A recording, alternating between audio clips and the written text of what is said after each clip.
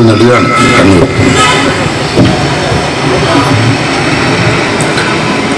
കുറെ വിത്തുകൾ പരിശോധിച്ച കൂട്ടത്തിൽ മുളക്കുമെന്ന് ഉറപ്പുള്ളൊരു വിത്താണ് ഇപ്പൊ നമ്മൾ നട്ടിട്ടുള്ളത്. ശ്രീ സുധീർ ജെയിംസ് KSUവിന്റെ ജില്ലാ അധ്യക്ഷനാണ്. ജില്ലയിലെ KSUവിന്റെ കുട്ടികൾ മാറ്റുരച്ച് തിരഞ്ഞെടുക്കപ്പെട്ട സുധീർ ജെയിംസ് ഇന്ന് ഏറ്റുവാങ്ങുന്നത് സ്വന്തം ജന്മനാട്ടിലെ സ്വീകരണമാണ്. നേരത്തെ സണ്ണി ഇവിടെ സൂചിപ്പിച്ചു കോൺഗ്രസിന്റെ രാഷ്ട്രീയ പ്രവർത്തനത്തിന്റെ കീഴ്വഴക്കങ്ങൾ. ഇപ്പോൾ നമ്മൾ സുധീർ ജെയിംസിനെ നമ്മൾ വിശേഷിപ്പിക്കുന്നത് ഫസ്റ്റ് മാൻ അമംഗ് തേർഡ് ജനറേഷൻ എന്നാണ്. കോൺഗ്രസ്, യൂത്ത് കോൺഗ്രസ്, KSU മൂന്നാം തലമുറയിലെ കണ്ണൂർ ജില്ലയിലെ ഒന്നാമനാണ് സുധീർ. രാഷ്ട്രീയത്തിൽ ഏറെ പ്രതീക്ഷ നൽകുന്ന ഈ ചെറുപ്പക്കാരൻ ഞങ്ങളും വളരെ പ്രതീക്ഷയോടെയാണ് ഇദ്ദേഹത്തിന്റെ പ്രവർത്തനത്തെ നോക്കിക്കാണുന്നത്. കണ്ണൂർ ജില്ല CPMന്റെ കൊട്ടക്കൊത്തളമായിരിക്കുന്ന കാലഘട്ടങ്ങളിലും KSUവിന്റെ വിജയപതാക പാറിപ്പറപ്പിച്ച ജില്ലയാണ് കണ്ണൂർ ജില്ല. ഇവിടുത്തെ വിദ്യാർത്ഥിവർഗം എന്നും KSUവിനോടൊപ്പം ഉണ്ടായിട്ടുണ്ട്. കേരളത്തിന്റെ രാഷ്ട്രീയ മണ്ഡലത്തിൽ പരിവർത്തനത്തിന്റെ പടവാളായി, മാറ്റത്തിന്റെ കൊടുങ്കാറ്റായി, പുരോഗമനത്തിന്റെ ശാന്തിദൂതമായി മുൻപോട്ട് പോകാൻ യുവജനങ്ങളെ പഠിപ്പിക്കുന്ന വിദ്യാർത്ഥി പ്രസ്ഥാനമാണ് KSU. അടിക്കുഞ്ഞങ്ങൾ, ഇടിക്കുഞ്ഞങ്ങൾ, തകർക്കുഞ്ഞങ്ങൾ, പൊളിക്കുഞ്ഞങ്ങൾ, ആ മുദ്രാവാക്യം KSUവിന് അന്യമാണ്. ആ മുദ്രാവാക്യം നൽകിയല്ല ഇന്ത്യൻ നാഷണൽ കോൺഗ്രസിന്റെ വിദ്യാർത്ഥി വിഭാഗത്തെ പഠിപ്പിക്കുന്നത്. ശാന്തമായ കലാലയമാണ് നമ്മുടെ ലക്ഷ്യം. പഠിക്കാൻ അനുകൂലമാകുന്ന സാഹചര്യമാണ് വിദ്യാലയത്തിലെ കാലാവസ്ഥ. പഠിക്കാനാണ് വിദ്യാർത്ഥികൾ സ്കൂളിലും കോളേജിലും പോകുന്നത് എന്ന വിശ്വാസമാണ് KSUവിന്റെ കൈമുതൽ. സമാധാനപരമായ രാഷ്ട്രീയ അന്തരീക്ഷത്തിൽ നിയമാനുസൃതമായ പരിവർത്തനത്തിന്റെ വേദിയാക്കി നാടിനെ മാറ്റി ഈ നാടിനെ വികസനത്തിൽ മുൻപിലെത്തിക്കാൻ ഇന്ത്യൻ നാഷണൽ കോൺഗ്രസിന് കരുത്തു പകരുമ്പോ പുതിയ തലമുറയുടെ മനസ്സിന്റെ അകത്ത് വികസനത്തിന്റെ സന്ദേശവും ജനാധിപത്യത്തിന്റെ മഹത്വവും മതേതരത്വത്തിന്റെ പരിപാവനതയും പുതിയ തലമുറയുടെ മനസ്സിന്റെ അങ്കുരിപ്പിക്കാൻ KSUവിന് സാധിച്ചിട്ടുണ്ട്. കണ്ണൂർ ജില്ലയിൽ ആ ദൗത്യം ഏറ്റെടുക്കാൻ നിയുക്തമായ KSUവിന്റെ പട നയിക്കുന്ന നായകനാണ് ശ്രീ സുധീർ ജെയിംസ്. എല്ലാ ഭാവുകങ്ങളും എന്റെ പ്രിയപ്പെട്ട കൊച്ചനുജൻ ശ്രീ സുധീർ ജെയിംസിന് ഞാൻ നേരുകയാണ്. അഭിമാനത്തോടെ, അതിലേറെ ആത്മവിശ്വാസത്തോടെ കേരളത്തിലെ വിദ്യാഭ്യാസ രംഗത്ത്, കണ്ണൂർ ജില്ലാ വിദ്യാഭ്യാസ രംഗത്ത് ഞങ്ങളൊരു പടക്കുതിരയെ അഴിച്ചുവിടുന്നു, ഒരു ആകാശത്തെ അഴിച്ചുവിടുന്നു. പിടിച്ചുകെട്ടാൻ തന്റെ ഇടമുള്ള യുവജന വിദ്യാർത്ഥി പ്രസ്ഥാനങ്ങൾ കണ്ണൂരിലുണ്ടെങ്കിൽ ഞങ്ങൾ അവരെ വെല്ലുവിളിക്കുന്നു. സുധീർ ജെയിംസ് എന്ന് പറയുന്ന KSUവിന്റെ ആകാശത്തെ പിടിച്ചുകെട്ടാൻ നിങ്ങൾക്കാവുമെങ്കിൽ നിങ്ങൾക്ക് നോക്കാം. അടുത്ത അധ്യയന വർഷം കണ്ണൂർ ജില്ലയിൽ KSUവിന്റെ സുവർണ്ണ കാലഘട്ടത്തിന് തുടക്കം കുറിക്കും എന്ന് തന്നെ ഞങ്ങളെല്ലാം ഒറ്റ മനസ്സിൽ ഉറച്ചു വിശ്വസിക്കുന്നു. ആ വിശ്വാസം ഫലപ്രാപ്തിയിലെത്താൻ സുധീർ ജെയിംസിന്റെ പ്രവർത്തനങ്ങൾക്ക് സാധിക്കുമാറാകട്ടെ എന്ന് ഞാൻ ആശംസിക്കുകയും ചെയ്യും. കേരളത്തിന്റെ രാഷ്ട്രീയ മണ്ഡലത്തിൽ SFI നടത്തിക്കൊണ്ടിരിക്കുന്ന വിധ്വംസക പ്രവർത്തനങ്ങളുടെ പരിവേദനം നമുക്കില്ല, KSUവിനില്ല.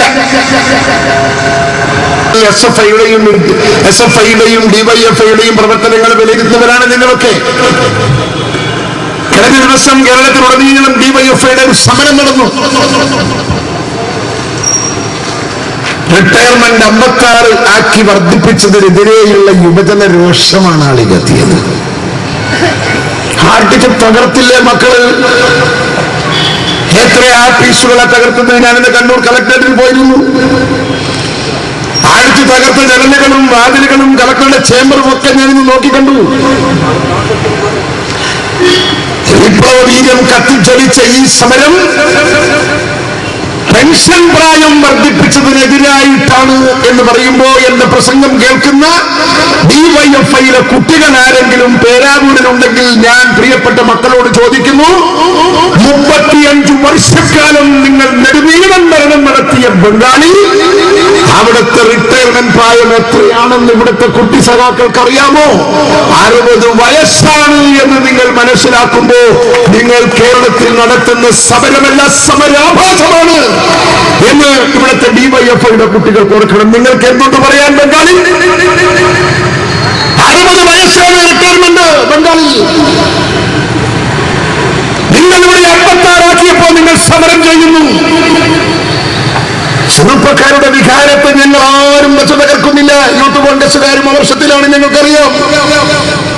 പക്ഷേ യൂത്ത് കോൺഗ്രസിന്റെ ആളുകളുടെയും യുവജന സംഘടനകളുടെയും വികാരത്തെ സ്വാംശീകരിച്ചുകൊണ്ട് തന്നെ ഉമ്മൻചാണ്ടിയുടെ സർക്കാർ 56 ആക്കുമ്പോ PSCക്ക് അപേക്ഷിക്കാൻ 1 വർഷം കൂട്ടി പരിമാറ്റം വരുത്തിയിട്ടുണ്ട്. യുവജനങ്ങൾക്കോ യുദ്ധയാർത്ഥികൾക്കോ നഷ്ടമില്ലാത്ത ഒരു പരിവർത്തനം മാറ്റമാണ് കേരളത്തിൽ UDF സർക്കാർ ഉണ്ടാക്കിയത്. എന്നാൽ നിങ്ങൾ ബംഗാളിൽ 35 വർഷം ഭരിച്ച ബംഗാളിൽ 60 വയസ്സാണെന്ന് പറയുമ്പോ കമ്മ്യൂണിസ്റ്റ് പ്രത്യയശാസ്ത്രം ഭരിക്കുന്ന സംസ്ഥാനങ്ങളിൽ ഈ ത്രിപുരയും അതുപോലെ ബംഗാളും 60 വയസ്സെന്ന് പറയുമ്പോ നിങ്ങൾ ഓർക്കേണ്ടുന്നത്, നിങ്ങൾക്കിവിടെ ഈ സമരം ചെയ്യാൻ എന്ത് ന്യായീകരണം എന്നിവിടുത്തെ ഡിവൈഎഫ്ഐയിലെ കുട്ടികളൊന്ന് സ്വയം ആലോചിക്കണം.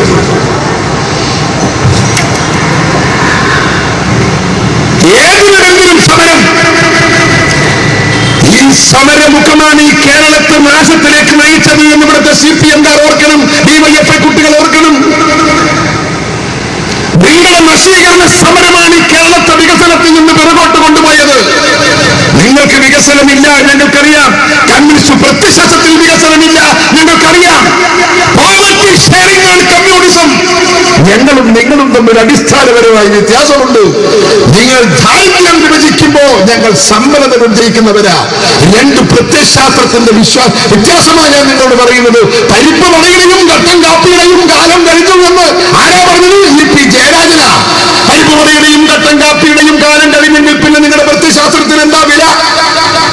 ആ പ്രത്യയശാസ്ത്രത്തിന് എന്താണ് വില? പട്ടിണി മാറി എന്നതർത്ഥം. പട്ടിണി ഉണ്ടെങ്കിലേ കമ്മ്യൂണിസ്റ്റ് പ്രത്യയശാസ്ത്രമുള്ളൂ. എവിടെ പട്ടിണിയുണ്ടോ അവിടെ അരാജകത്വമുണ്ട്. എവിടെ അരാജകത്വമുണ്ടോ അവിടെ കമ്മ്യൂണിസമുണ്ട്. അതാണ് എങ്കിൽ EP ജയരാജന്റെ സിദ്ധാന്തം ഒന്ന് പരിശോധിച്ചാൽ ഇവിടെ പട്ടിണിയില്ല, ഇവിടെ പരിവട്ടമില്ല, ഇവിടെ കമ്മ്യൂണിസത്തിന് പ്രസക്തിയുണ്ടോ എന്ന് ഇവിടുത്തെ ഇടതുപക്ഷക്കാരൻ ചിന്തിക്കണം. നിങ്ങളുടെ പ്രത്യയശാസ്ത്രത്തിൽ കമ്മ്യൂണിസത്തിൽ മാറ്റമില്ല, വികസനമില്ല, പുരോഗതിയില്ല. 35 വർഷം ഞാൻ വിചാരിക്കുന്നു കടമ്പൂരാൻ ചിലപ്പം പ്രസംഗിച്ചു കാണും. 35 വർഷം ഭരിച്ച ബംഗാളിൽ മാറ്റം വേണ്ടേ? നീണ്ട 35 വർഷം നിങ്ങൾ ഭരിച്ച ബംഗാളിൽ മാറ്റം വേണ്ടേ? നിങ്ങൾക്ക് വികസനമുണ്ടെങ്കിൽ എന്താ ബംഗാളിന്റെ സ്ഥിതി? ബംഗാളിന്റെ സ്ഥിതി എന്താ? ഒട്ടേറെ പൊതുയോഗത്തിൽ ഞാൻ പറയാറുണ്ട്, സ്വാതന്ത്ര്യം കിട്ടുമ്പോ ഇന്ത്യക്കാരന്റെ ശരാശരി വസ്ത്രം കോണകമായിരുന്നു, കോണകം. പക്ഷേ കേരളത്തിലെ ഡിവൈഎഫ്ഐ കുട്ടികൾക്ക് കോണം എന്ന് പറഞ്ഞാൽ മനസ്സിലാവില്ല. അവർ ഈ കോണം കണ്ടിട്ടില്ല. അപ്പനോടോ അപ്പൂപ്പനോടോ ചോദിച്ചാലേ കോണത്തെ കുറിച്ച് മനസ്സിലാവൂ. ഇവിടെ ആയിഷയുടെയും ഇവിടെ ജോക്കിയുടെയും ഇവിടെ VIP-യുടെയും ശക്തിയും ചട്ടിയും വെടിഞ്ഞെത്തി നടക്കുന്ന ഡിവൈഎഫ്ഐ കുട്ടികൾക്ക് കോണം അറിയില്ല. നിങ്ങൾക്ക് ആ കോണം കാണുന്നോ? നിങ്ങളൊരു സ്ഥലത്ത് പോകണം, വണ്ടിക്കൂലി ഞാൻ തരും. നിങ്ങൾ ബംഗാളിൽ പോയാൽ നിങ്ങൾക്ക് കോണം കാണാം. 65 കൊല്ലത്തിന് മുമ്പുള്ള കോണം. മാറ്റമുണ്ടോ? വികസനം 10 വർഷം മുമ്പ് വരെ 15 വർഷം മുമ്പ് വരെ ബീഹാറിൽ ഉണ്ടായിരുന്നു ഓണം. ബീഹാർ പോലും കോണം മാറ്റി. 35 വർഷം ഭരിച്ചിട്ട് കോണം മാറ്റാൻ സാധിക്കാത്ത നിങ്ങളുടെ കയ്യിലാണ് ഇന്ത്യ രാജ്യത്ത് ഭരണം. 65 വർഷമെങ്കിൽ ഞാനും നിങ്ങളും കോണം കണ്ടി നടക്കുന്നുണ്ടാവില്ലേ ഈ രാജ്യത്തിൽ? CPM-കാർ എന്ന് ആലോചിക്കണം. ഇതൊക്കെ എന്ത് മാറ്റാം? ബംഗാളിന്റെ അവസ്ഥ നിങ്ങൾക്കറിയോ? ഞാൻ ബംഗാളിൽ പോയിട്ടുണ്ട്. കടമ്പൂരൻ ബംഗാളിന് തെക്കും വടക്കും തിരിച്ചു നടന്നിട്ടുണ്ട്. ഞങ്ങളൊക്കെ പോയി കണ്ട ബംഗാളിൽ ഒരു റോഡില്ലാത്ത പഞ്ചായത്തുണ്ട്, ഒരു UP സ്കൂളില്ലാത്ത നിയോജക മണ്ഡലമുണ്ട് ബംഗാളിൽ. ഒരു പ്രൈമറി ഹെൽത്ത് സെന്റർ ഇല്ലാത്ത പഞ്ചായത്തുകളുണ്ട് ബംഗാളിൽ. നിങ്ങൾക്കറിയാമോ, ദൈവം സാക്ഷി, ദൈവവിശ്വാസിയാണ്, ദൈവം സാക്ഷികൾ പറയുന്നു, ഇങ്ങനെ ഒരു വൈദ്യുതി വെളിച്ചം ഈ രാജ്യത്തുണ്ടെന്ന് അറിയാത്തവർ ബംഗാളിൽ ഉണ്ടെന്ന് പറഞ്ഞാൽ പേരാവൂരിലെ ഡിവൈഎഫ്ഐയിലെ കുട്ടികൾ വിശ്വസിക്കോ? വിശ്വസിക്കണം. ഇല്ലേ?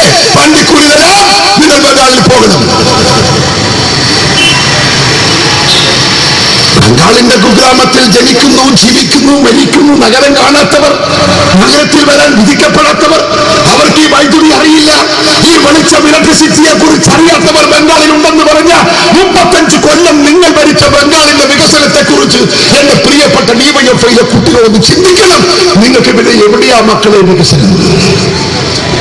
എവിടെയാ വികസനം? ഞാൻ എന്റെ കുട്ടിപ്രായത്തിൽ കണ്ടത് ആ തലശ്ശേരിയിൽ ആളെ ഇരുത്തി ആള് വലിക്കുന്ന റിക്ഷാ വണ്ടി ഞാൻ എന്റെ കുട്ടിപ്രായത്തിൽ ഞാൻ തലശ്ശേരി നഗരത്തിൽ കണ്ടിട്ടുണ്ട്. വക്കീലന്മാര് കറുത്ത കോട്ടലിട്ടിട്ട് ഇതിന്റെ സൈക്കിൾ റിക്ഷയുടെ പുറകിൽ ഇരുന്നിട്ട് മുമ്പ് സൈക്കിൾ റിക്ഷ വലിക്കുന്നു, റിക്ഷ വലിക്കുന്നു, വീട് വലിച്ച് കഥം കുരച്ച് കഥം തുപ്പി ഓടയിൽ നിന്ന് കേശവദേവന്റെ ഓടുന്ന സിനിമ കണ്ടിട്ടില്ലേ? പപ്പുനെ കണ്ടിട്ടില്ലേ? ആ പപ്പുമാർ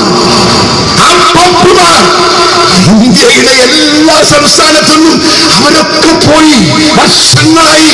പക്ഷേ കവം വീട് വലിച്ച് കുരച്ച് കവം തുപ്പി ആളെ വലിക്കുന്ന റിക്ഷ കാണണോ നിങ്ങൾക്ക്?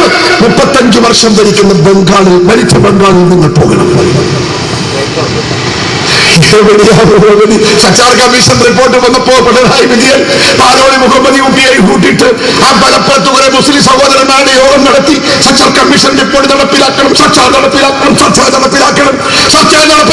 ആ സച്ചാറിന്റെ അകത്ത് 152, 153, 157 പേജും കൂടെ പിണറായി വിജയൻ വായിക്കണം.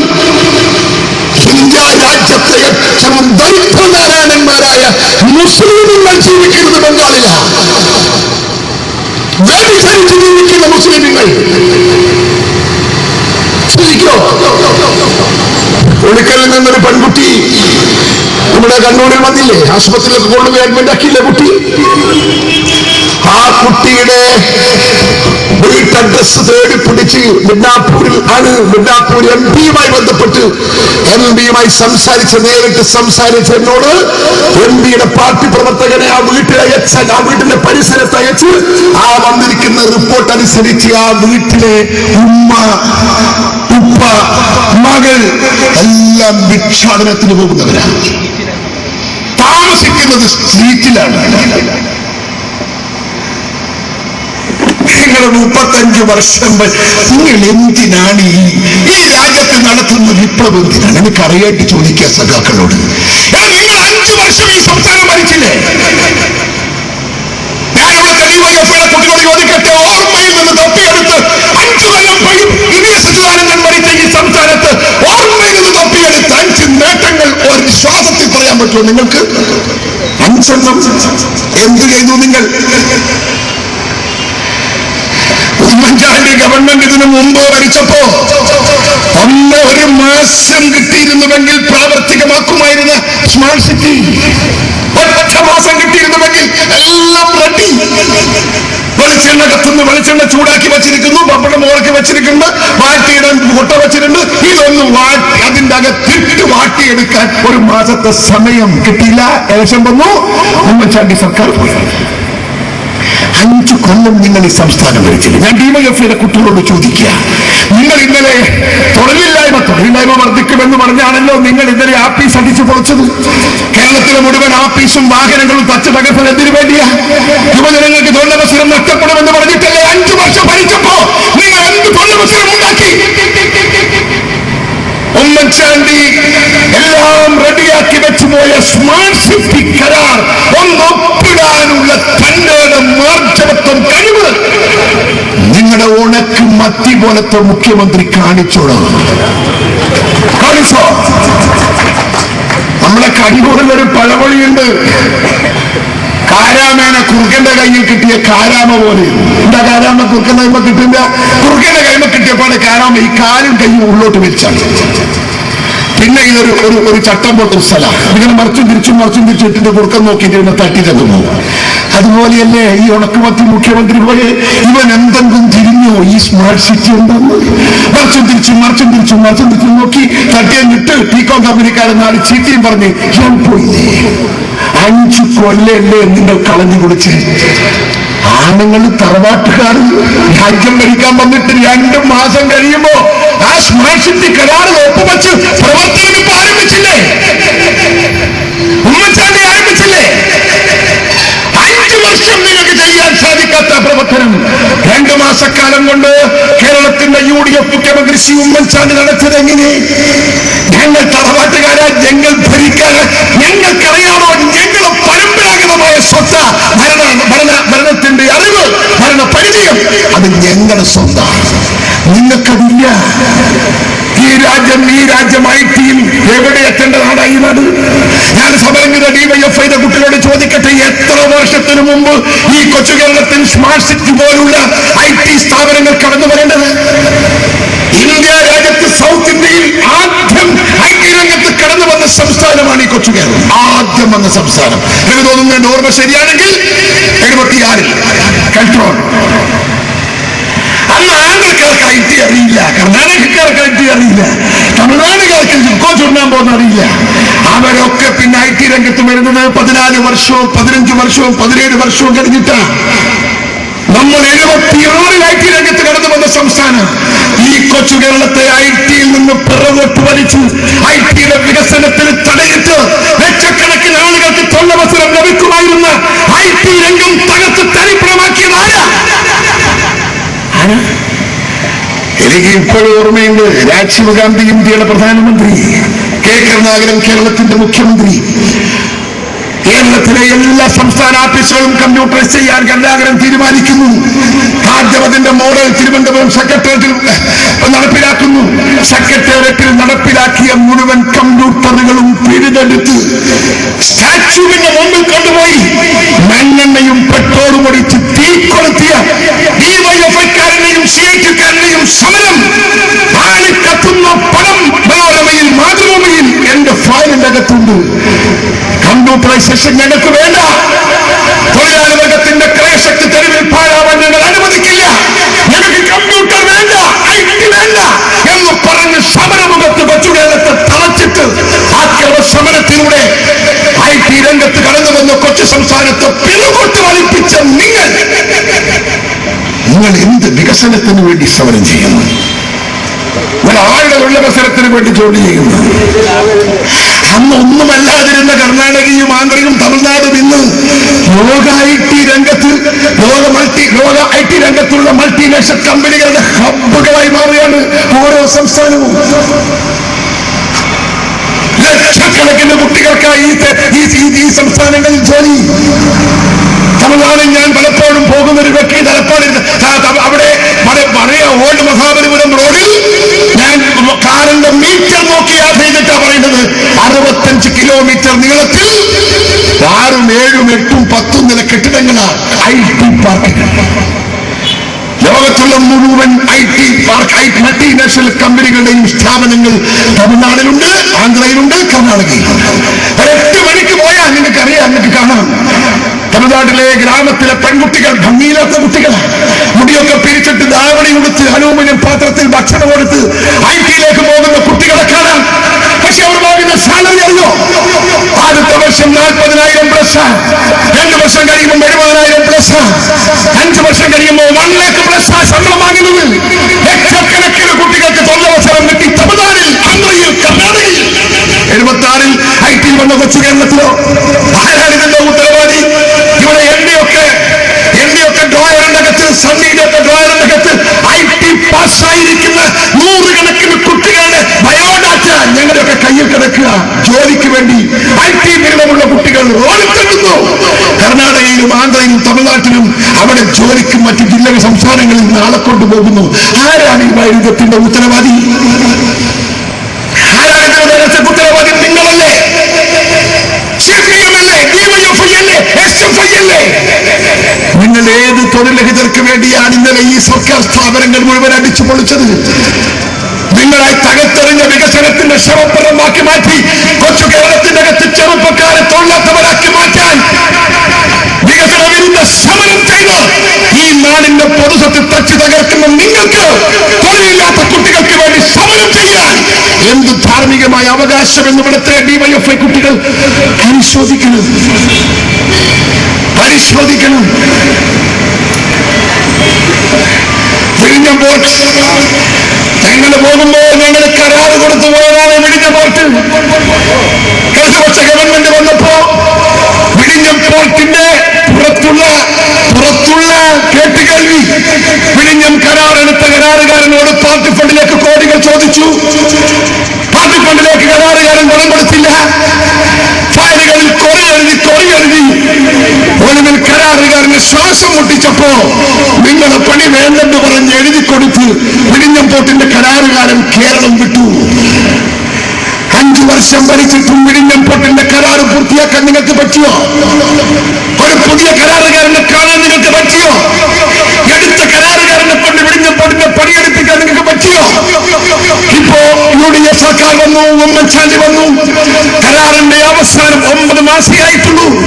പുതിയ കരാറിന്റെ അവസാന നാളിലേക്ക് പോകുന്നു. അടുത്തയാഴ്ച ടെൻഡർ വാങ്ങുന്നു, ടെൻഡർ പൊളിക്കാൻ പോകുന്നു. കേരളത്തിന്റെ വികസനത്തിൽ 2ാമത്തെ നാഴികക്കല്ല്. നിങ്ങൾക്കെവിടെ വികസനം?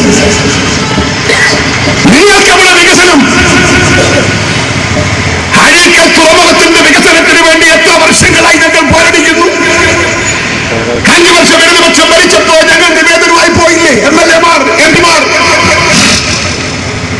ജില്ലാ പഞ്ചായത്ത് അംഗങ്ങൾ, പഞ്ചായത്ത് നേതാക്കന്മാരൊക്കെ പോയില്ലേ? ഒരു തിരിഞ്ഞു നോക്കിയോ? ഒരു നല്ല ചർച്ച നടത്തിയോ? പോയ പ്രതിനിധികളുമായി അഴീക്കൽ തുറമുഖത്തിന്റെ വികസനത്തെ കുറിച്ച് ഒരു നല്ല വാക്ക് സംസാരിക്കാൻ, ചർച്ച ചെയ്യാൻ വിജയകുമാറും VS-ഉം തയ്യാറായോ? 5 വർഷം UDF സർക്കാർ വന്നു. അഴീക്കൽ തുറമുഖം യാഥാർത്ഥ്യമാകാൻ പോകുന്നു. അഴീക്കൽ തുറമുഖത്തിന്റെ പ്രീബിഡ് ഡിസ്കഷൻ കഴിഞ്ഞു. അഴീക്കൽ തുറമുഖം ബിഡിങ്ങിന് പോവുകയാണ്. കഴിഞ്ഞ 6 മാസക്കാലം കൊണ്ട് അഴീക്കൽ തുറമുഖത്തിന്റെ പ്രവൃത്തി ആരംഭിക്കുന്നിടത്ത് അഴീക്കൽ തുറമുഖത്തിന്റെ വികസനവുമായി UDF സർക്കാർ മുമ്പോട്ട് പോകുന്നു. നിങ്ങൾക്ക് എന്ത് വികസനം? നിങ്ങൾക്ക് വികസനമില്ല.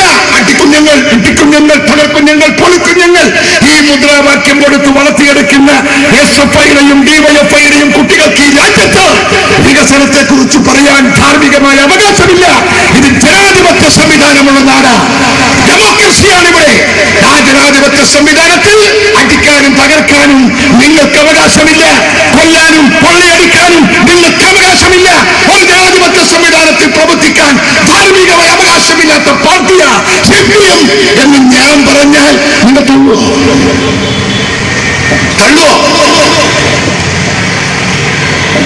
അരിയിൽ മുസ്ലിം ലീഗ്, യൂത്ത് ലീഗിന്റെ പ്രവർത്തകൻ അബ്ദുൽ ഷുക്കൂറിനെ പറ്റിക്കൊന്നില്ലേ? കീഴറി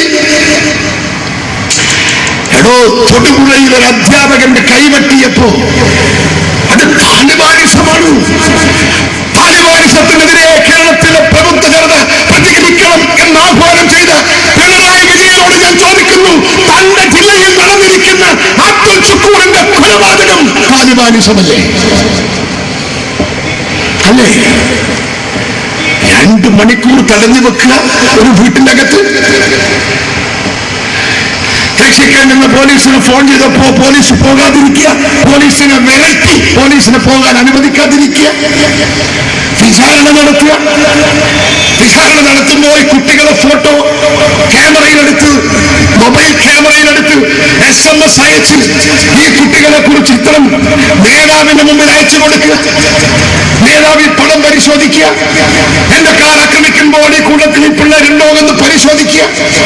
അവസാനം നേതാവ് പറയാ, ഇന്ന 2 പേർ അവർ കാർ ആക്രമിക്കാറുണ്ടായിരുന്നു, തട്ടിക്കളയണം. നേതാവിന്റെ ശിരസാവഹിച്ച് 3 പേരെ വിട്ട് 2 പേരെ തൂക്കിയെടുത്ത് കോഴിക്കുഞ്ഞിനെ കൊണ്ടുപോകും പോലെ കൊണ്ടുപോയി.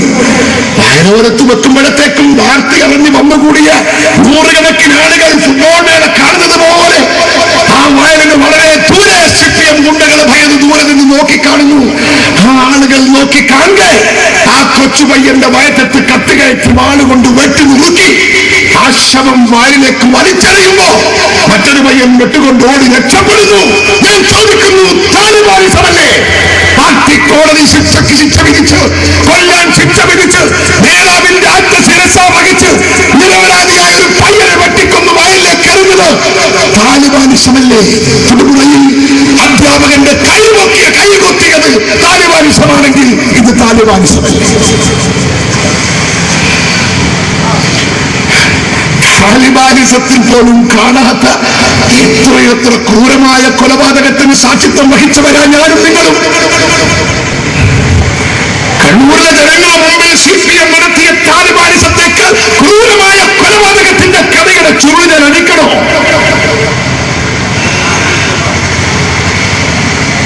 മാസങ്ങൾക്ക് മുമ്പ് കൂത്തുപറമ്പിലൊരു കൊച്ചു പയ്യൻ ഓട്ടോറിക്ഷയിൽ യാത്ര ചെയ്യുന്നു.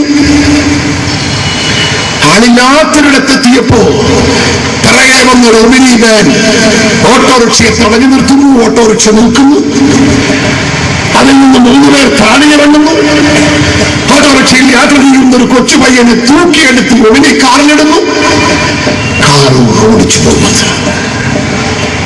ആളില്ലാത്തൊരു കുറ്റിക്കാട് ആ പ്രദേശത്തെത്തിയപ്പോ ഇരുടായി. കാറവിടെ നിർത്തുന്നു. ഒമിനി വാനിന്റെ പടിഞ്ഞാറ് ഭാഗത്തുള്ള ഡോർ തുറക്കുന്നു. ഒരു സാധനമെടുത്ത് കുറ്റിക്കാട്ടിലേക്ക് വലിച്ചെറിയുന്നു. അതൊരു തലയാണ്.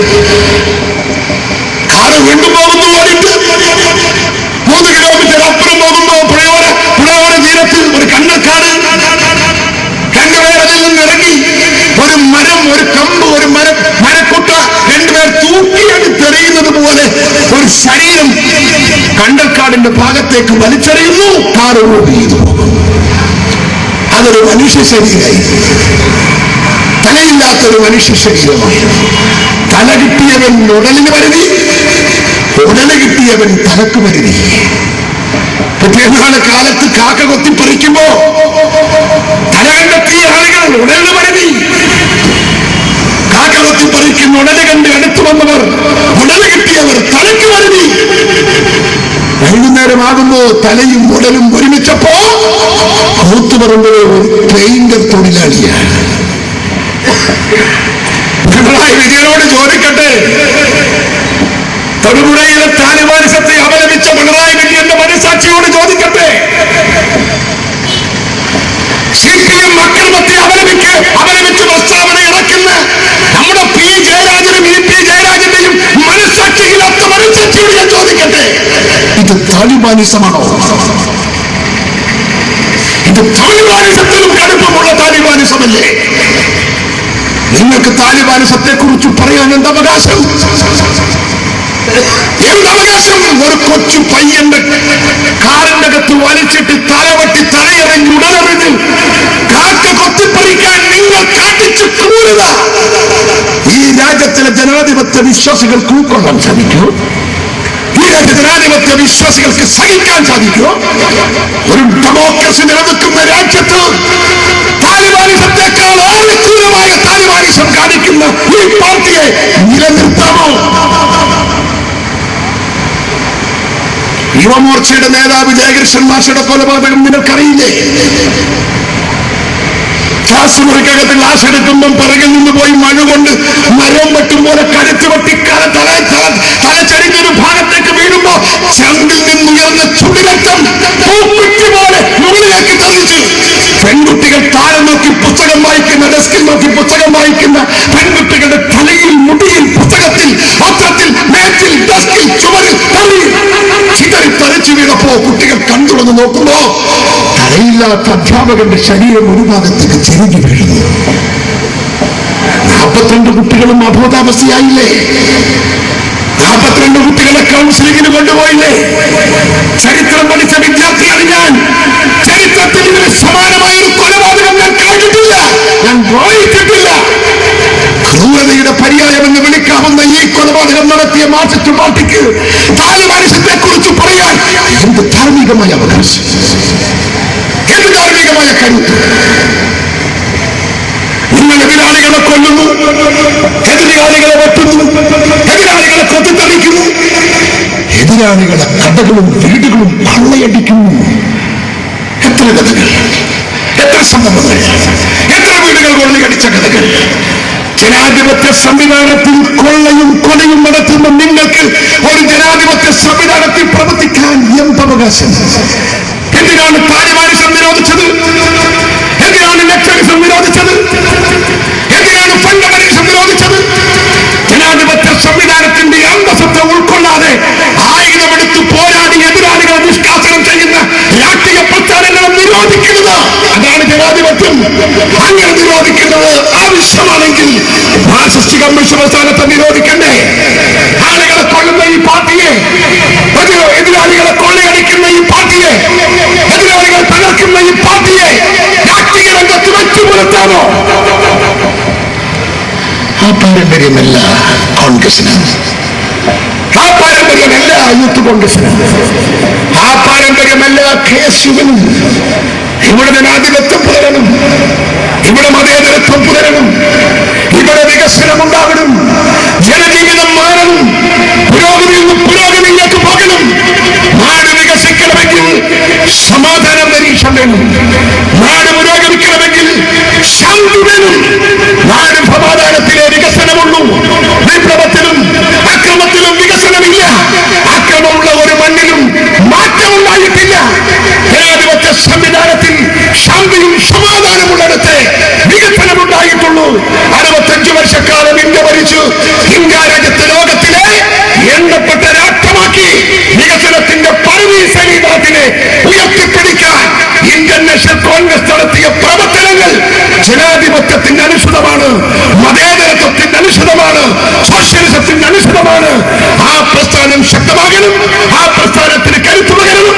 അതിന് കരുത്തു പകരുന്ന യുവജന വിദ്യാർത്ഥി പ്രസ്ഥാനം, ആ വിദ്യാർത്ഥി പ്രസ്ഥാനത്തിന്റെ കണ്ണൂർ ജില്ലാ നായകനായി ഞങ്ങൾ തെരഞ്ഞെടുത്ത സുധീർ ജംഗ്ഷന്റെ നേതൃത്വത്തിൽ പുതിയ തലമുറ കോൺഗ്രസിലേക്ക്, യൂത്ത് കോൺഗ്രസിലേക്ക്, KSUവിലേക്ക് ആഗമിക്കുക കടന്നു വരണം എന്ന് അഭ്യർത്ഥിച്ചുകൊണ്ട് എന്റെ പ്രിയപ്പെട്ട കൊച്ചനത്തിന് എല്ലാ ഭാവുകങ്ങളും നേർന്നുകൊണ്ട് എന്റെ പ്രസംഗം അവസാനിപ്പിക്കുന്നു. നിങ്ങൾക്ക് നമസ്കാരം. ജയ് ഹിന്ദ്.